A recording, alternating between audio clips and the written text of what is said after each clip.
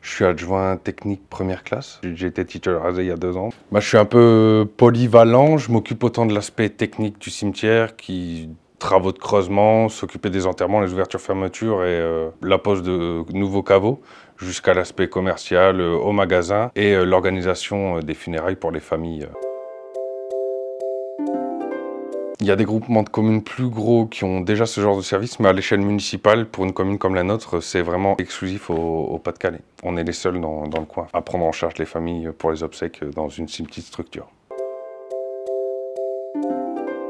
Dans l'équipe, en tout, on est 6. On est 2 à pouvoir faire conseiller funéraire. Les 4 autres à qui on a fait passer les formations. Mes collègues sont juste chauffeurs-porteurs. Ils vont pouvoir nous accompagner pendant les cérémonies, mais pas recevoir les familles au magasin pour s'occuper de tout l'aspect administratif.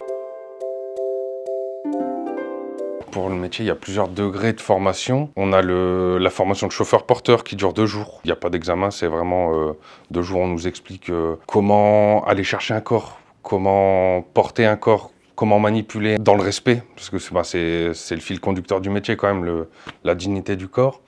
Ensuite, on a une formation un peu plus longue qui va être maître de cérémonie, apprendre à lire des textes, à accompagner les familles lors des cérémonies funéraires. On a le stade au-dessus qui est conseiller funéraire, qui dure 2 semaines en plus, donc 1 mois, où là on nous apprend tout l'aspect législatif.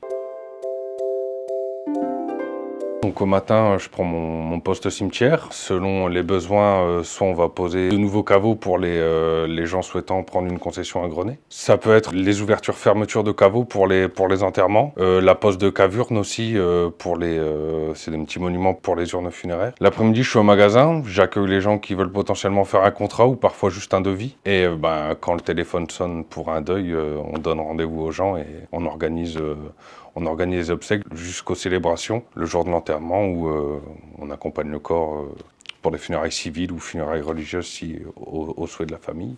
Jusqu'à l'enterrement, on suit vraiment de A à Z. Les gens nous contactent, on demande si le médecin est passé pour déclarer le décès. Parce que sans le papier officiel du certificat de décès, on ne peut pas procéder à quelconque opération sur le corps. On va accueillir la famille. En France, il y a beaucoup de papiers pour des autorisations pour pouvoir manipuler le corps. Une fois que ces papiers sont faits, là, on va aller chercher le corps soit au domicile ou, comme 80% des cas, souvent les corps, maintenant les gens décèdent dans les hôpitaux. Donc on va s'organiser avec les services mortuaires des hôpitaux pour savoir quand on peut procéder à la levée de corps et aussi contacter au besoin les thanatopracteurs qui effectueront les soins de conservation si la famille désire qu'il y ait des soins. Ensuite, on accompagne le corps jusqu'au lieu de repos. Ça peut être soit au domicile, comme on est une région où ça se passe encore beaucoup comme ça. Les corps reposent au domicile avant le jour des obsèques ou bien vers un salon funéraire. Et le jour des funérailles, donc, on a notre cercueil. On procède à la mise en bière, on accompagne le défunt et la famille vers le lieu civil directement au cimetière. Si c'est religieux, vers le lieu de culte de la famille. Et ensuite, on procède à l'inhumation au cimetière ou aussi crématorium avant de s'occuper des cendres du défunt.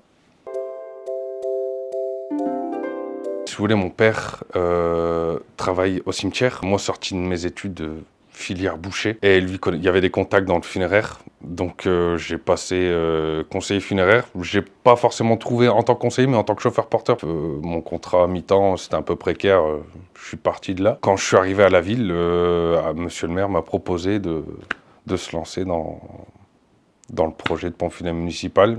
J'ai accepté, et voilà où maintenant c'est ouvert, et ça se passe bien. Je suis soulagé de travailler pour une municipalité. Je suis vraiment là pour rendre service aux gens. Je suis pas là pour vendre des cercueils.